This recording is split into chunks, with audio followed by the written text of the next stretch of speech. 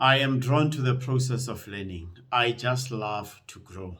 Whether it's growing my mental strength, whether it's growing my spiritual fortitudes, whether it's just working on myself emotionally, I just love to learn. One thing that I've seen about the love for learning is that it helps you to explore possibilities, to push boundaries, to generate ideas, to be innovative, to be creative, and ultimately to change your situation. So, who wouldn't love something that brings whatever positive results in their own lives? That is why I'm drawn to the process of learning. The reality is, if you learn, you are not intimidated by new things. You are not intimidated by new ideas. But when you don't learn, your life gets stuck. You are easily intimidated by new ideas when they come. You don't feel confident. You even to a point of losing your self-esteem because you get lost sometimes in conversations. And I'm doing this video today just to share with you 6 areas that I look at and that I believe will help you to also accelerate your own growth and learning. Because one thing that you are not going to stop as long as you breathe is to continue to grow. So once you start to venture into self development, into self improvement, it is a never ending endeavor. It is part of your life, and you need to stick with it if you're going to change many things in your life. My name is Butaki Hlalele from Dreams Made Possible, and we are still continuing on this quest of making the world a better place by empowering each other. So stay tuned as we get into it.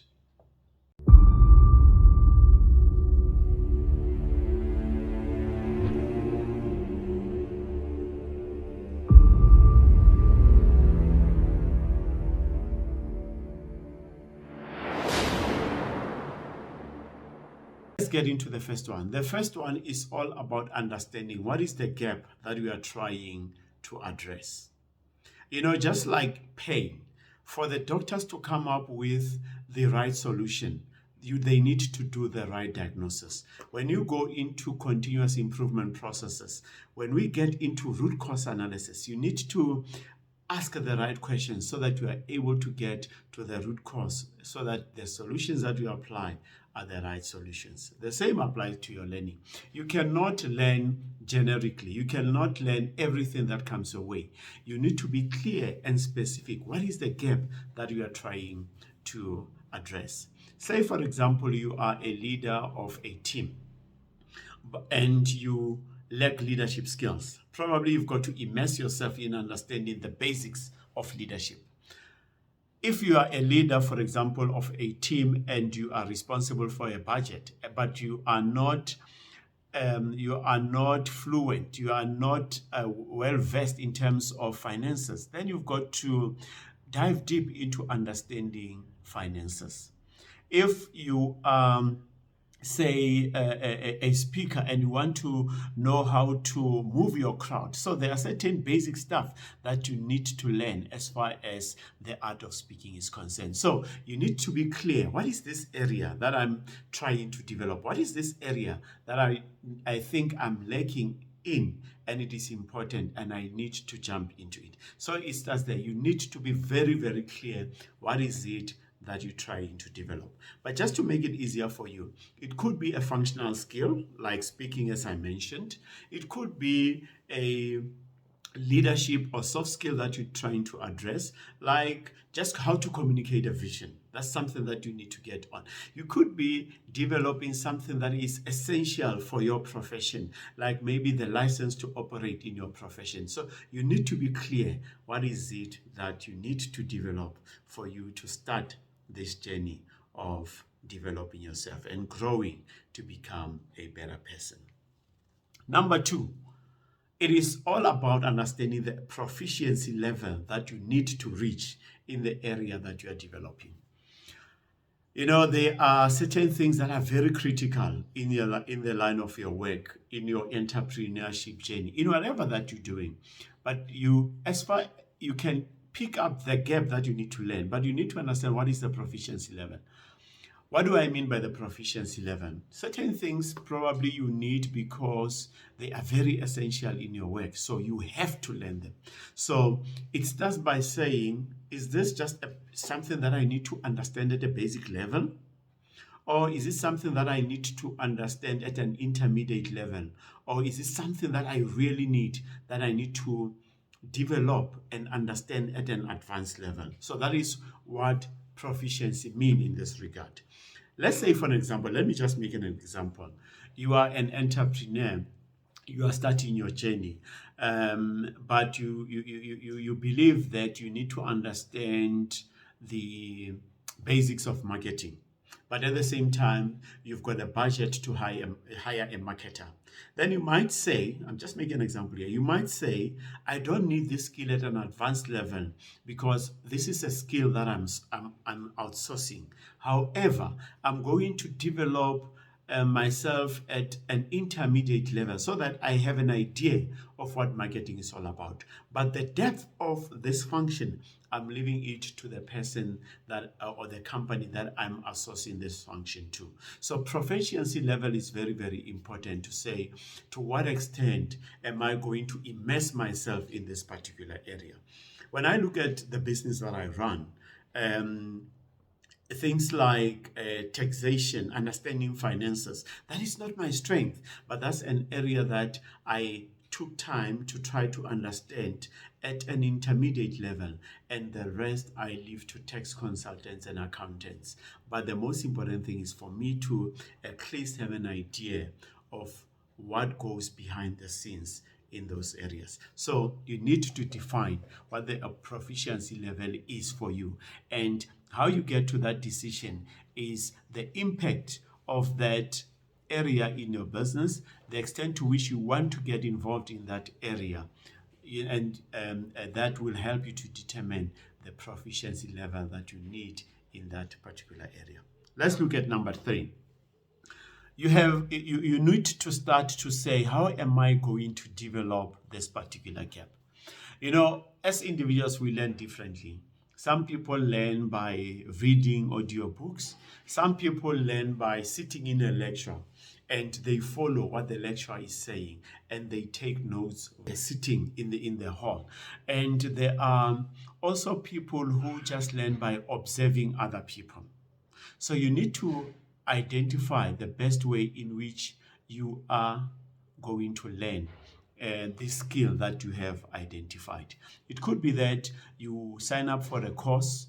It could be that you identify 1 or 2 people that you know are good in this particular area, and then you are always around them. You ask the right questions, meaning peer-to-peer type of learning. It could be that you are good and you immerse yourself into researching, downloading the relevant articles, and then you venture into self-paced form of learning for you to be able to close that particular gap that you are trying to address. So you must be able to identify what is the best way in which I learn, and then you can follow that and immerse yourself in that process, because that's how you learn and you know what works best for you.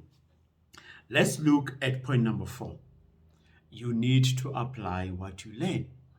The challenge that most of us have is that, for example, if you like reading, you might read 1 book, 2 books, 3 books, but it does not help until you pick up 1 or 2 things that you are going to implement. This helps because you don't want to overwhelm yourself. You need to take 1 or 2 things that you have learned, test them, put them into application, and in that way you are going to learn. And once you have applied one particular skill, then you go back and apply another until you become proficient and effective in that area that you have learned. It is not going to help you to read 10 books but you don't take even one idea to put into practice. It won't help to listen to 20 podcasts, to listen to 20 audiobooks, and you still don't do something about it.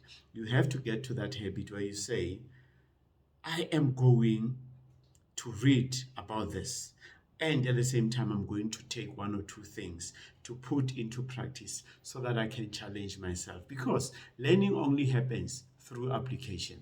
You can do whatever that you like, but until you apply, no learning would have taken place. So you need to make it a practice. You need to make sure that you put into practice everything that you learn. Point number 5, you need to continuously assess yourself and course correct. You have applied the skill, and in the process of applying this skill, you interact with other people. Whatever that you apply, some people feel it, some people touch it, some people can see it. So it's important that as you go through your learning journey, you assess yourself continuously. Let's go to the example of developing your leadership skill.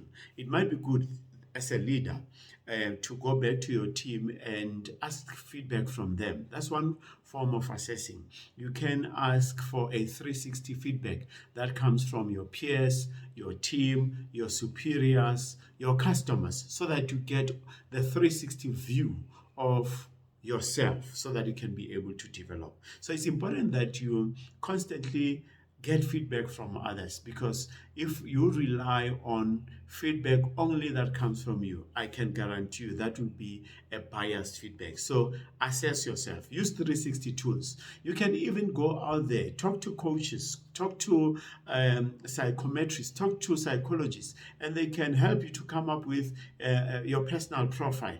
And out of that profile, you can start to learn a lot about yourself. And whatever that comes out of those profiles, whatever comes out of the 360 assessment, work on that particular feedback so that you can continuously grow and become a person. As we say, what's not measured doesn't get done. So it's important that you measure yourself, you assess yourself. Just try to look at yourself where you were before you ventured into the learning journey and where you are after the application. And in that way, you can course correct and then go back to the learning phase and then continuously improve yourself. Let's look at the last one. And the last one is about getting a professional that is going to help you on this journey. I am a person who likes and recommend coaching. Yes, I am one. I cannot hide it, but I have benefited from coaching. And I have seen that in the process of learning, there are areas in your life where you will need a professional, somebody that who is equipped to guide you in this journey, because you might pick up a functional area that you want to develop. You might pick up a leadership a capability that you want to develop, but there might also be other areas in your space that talks to your life, your level of self-awareness. And if that comes to the fore, that is one area that you need to work with someone who's trained in that area to help you with clarity, to help you put a plan in place to be able for you to turn the situation around. Somebody that is going to challenge you so that you can always go after your goals, so that you can become a better person. You can also get a functional coach. As an entrepreneur, you get somebody that is in that area that is going to assist you to walk the journey with you, who has been in the trenches. My friend, these are the 6 areas that I wanted to bring to you so that you can start this journey, be on the quest to develop yourself and improve yourself all the time. And these are the 5 areas. Let me recap. Know the gap you are trying to address. Understand the proficiency level you need to reach. Understand how you're going to develop the identified area or gap. Apply 1 or 2 things out of what you have learned. Continuously assess and course correct. And lastly, get a coach, a person that is going to be with you on this journey of continuous personal development. If this resonates with you, we still ask you to subscribe, because you clicking that button and subscribing, it is helping us to grow. And as we grow, we are able to reach more people. And one soul touched is one life changed, and is one family changed, and probably will go to change the nation. Until the next video, thank you.